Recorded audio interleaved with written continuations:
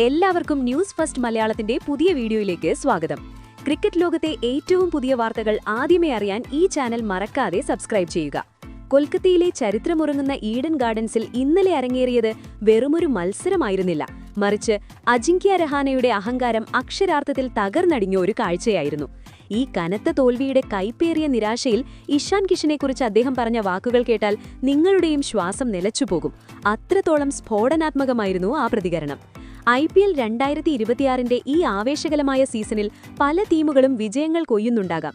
എന്നാൽ ഇഷാൻ കിഷന്റെ തന്ത്രങ്ങൾക്ക് മുന്നിൽ പിടിച്ചു നിൽക്കുക എന്നത് എതിരാളികൾക്ക് അസാധ്യമായി മാറിയിരിക്കുന്നു എന്ന യാഥാർത്ഥ്യം ഇന്ന് വീണ്ടും അടിവരയിട്ട് ഉറപ്പിക്കപ്പെട്ടിരിക്കുകയാണ്.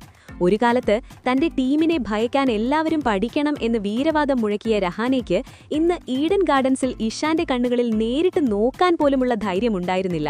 അത്രത്തോളം ദയനീയവും അപമാനകരവുമായ ഒരു പരാജയമാണ് ഈ സീസണിൽ അദ്ദേഹത്തിന് ഏറ്റുവാങ്ങേണ്ടി വന്നത്.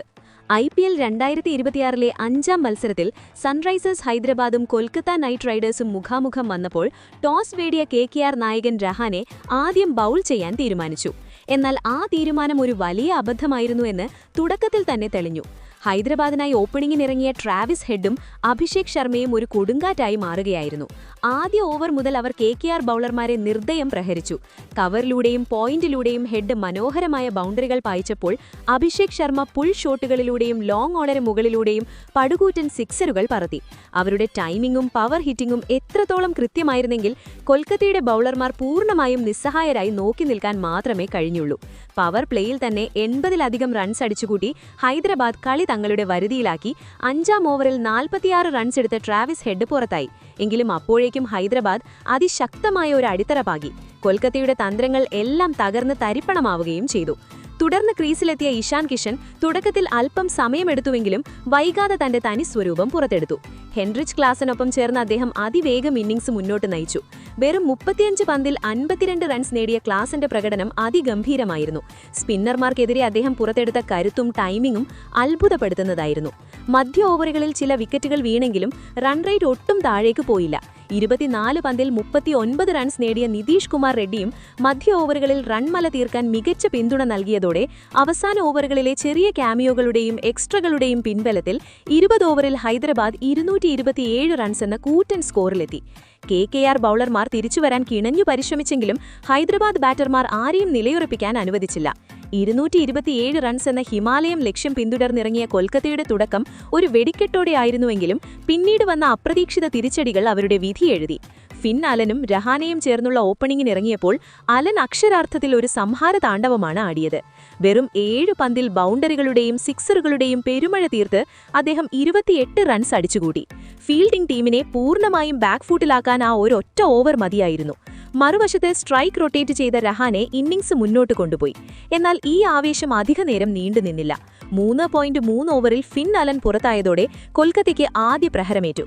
പിന്നാലെ വെറും 8 റൺസ് എടുത്ത രഹാനെയും പവലിയനിലേക്ക് മടങ്ങിയതോടെ ടീം കടുത്ത സമ്മർദ്ദത്തിലായി. എന്നാൽ പിന്നീട് വന്ന ആംഗ്രിഷ് രഘുവംശി ഒരു യോദ്ധാവിനെ പോലെ പൊരുതി. 29 പന്തിൽ 52 റൺസ് നേടിയ അദ്ദേഹത്തിന്റെ ഇന്നിംഗ്സ് കവർ ഡ്രൈവുകളും പുൾ ഷോട്ടുകളും കൊണ്ട് സമ്പന്നമായിരുന്നു. 25 പന്തിൽ 39 റൺസ് നേടിയ റിങ്കു സിംഗും മികച്ച പിന്തുണ നൽകിയതോടെ ഇരുവരും ചേർന്നുള്ള കൂട്ടുകെട്ട് കൊൽക്കത്തയെ മത്സരത്തിലേക്ക് തിരിച്ചു കൊണ്ടുവരികയാണെന്ന് തോന്നിപ്പിച്ചു. എന്നാൽ അവിടെയാണ് മത്സരത്തിന്റെ ഗതി പൂർണ്ണമായും തിരിച്ചുവെച്ച ആ വലിയ ദുരന്തം സംഭവിച്ചത്.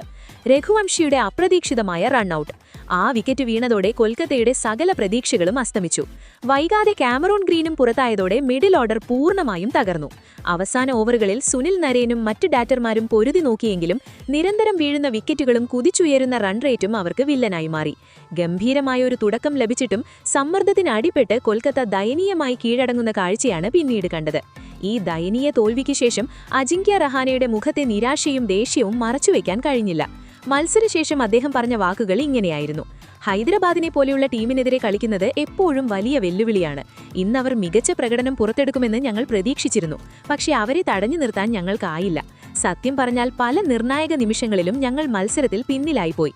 2020 ക്രിക്കറ്റിൽ ഓരോ ഓവറും മത്സരത്തിന്റെ ഗതി മാറ്റും.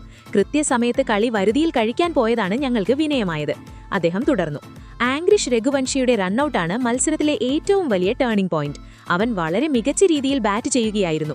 ആ റണ്ണൌട്ടിൽ ഞങ്ങൾക്ക് പിഴവ് സംഭവിച്ചു, പ്രത്യേകിച്ച് ആശയവിനിമയത്തിൽ പിഴവ്. റിങ്കു സിംഗ് പോലെയുള്ള കളിക്കാരൻ ഇത്തരം ഘട്ടങ്ങളിൽ കുറച്ചുകൂടി ശ്രദ്ധിക്കേണ്ടതുണ്ടെന്നും അദ്ദേഹം സ്വന്തം സഹതാരത്തെ പരോക്ഷമായി കുറ്റപ്പെടുത്താൻ മടിച്ചില്ല.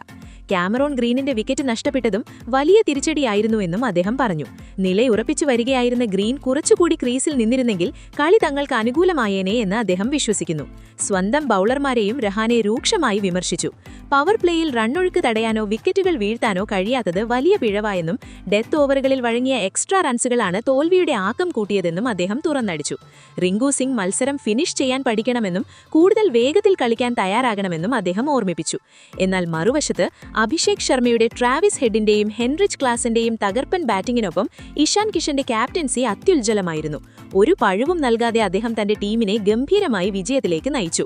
തോൽവിയുടെ പടുകുഴിയിൽ വീണിട്ടും സ്വന്തം പരാജയം പൂർണ്ണമായി അംഗീകരിക്കാൻ തയ്യാറാകാതെ ഇപ്പോഴും ഇഷാൻ കിഷനെ വീഴ്ത്തുമെന്ന് പറയുന്ന രഹാനെയുടെ വാക്കുകൾ കേൾക്കുമ്പോൾ കയറ് വെന്താലും പിരി പോകില്ല എന്ന പഴഞ്ചൊല്ലാണ് ഓർമ്മ വരുന്നത്.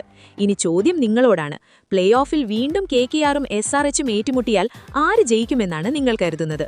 അതുപോലെ തന്നെ ഇഷാൻ കിഷനാണോ അതോ അജിങ്ക്യ രഹാനെയാണോ മികച്ച ക്യാപ്റ്റൻ? നിങ്ങളുടെ അഭിപ്രായങ്ങൾ താഴെ കമന്റ് ചെയ്യുക. ഒപ്പം ഈ ചാനൽ സബ്സ്ക്രൈബ് ചെയ്യാനും മറക്കരുത്.